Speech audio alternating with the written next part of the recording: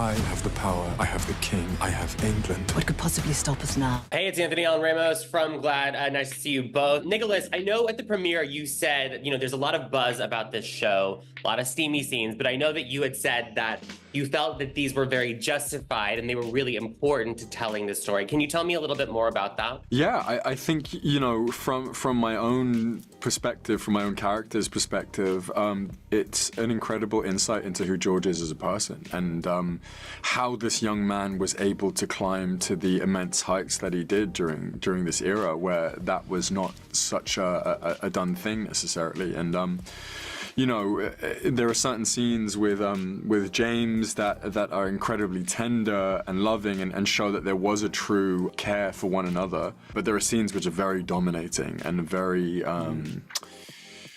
almost Machiavellian in nature. We see George's exploits in Spain later on in the series. And the flip side of that is, we also see his tenderness with, his first love as well. And so I think all of our scenes in the show that are of intimate nature really tell a story into these characters and who they are in their most intimate moments, I suppose.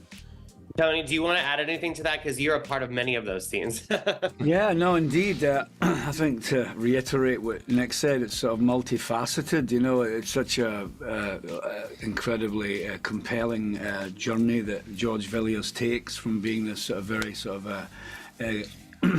uninformed, green, naive young fellow to this sort of, sexually confident, ambitious young man, and ultimately, without saying too much, maybe his arrogance has a extremely profound effect on the outcome of his life.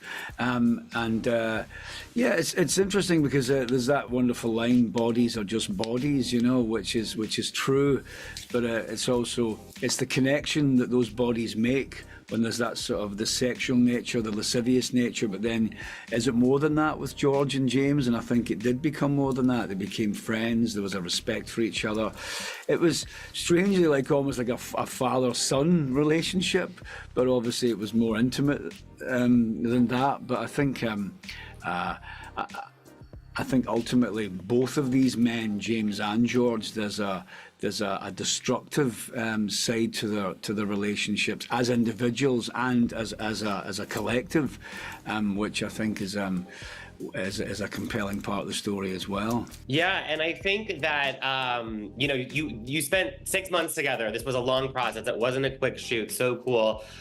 Nicholas, I know you joked that Tony's kind of like this historian on set and really loves all of the history, but some of it may not always be accurate and true. What was it like to kind of be very specific? Yeah. One time I have to give one story. There was one occasion which I never let him live down, but I have to say, Tony's his insight into this character and the way he completely immersed himself in the history of who James was, was nothing short of impressive. And I think, in his performance, you see every moment of James's difficult reign, his pacifism, but struggling to sort of rule in a certain capacity at times when his whims kind of got the better of him, whether it was his drinking or his hunting or whatever.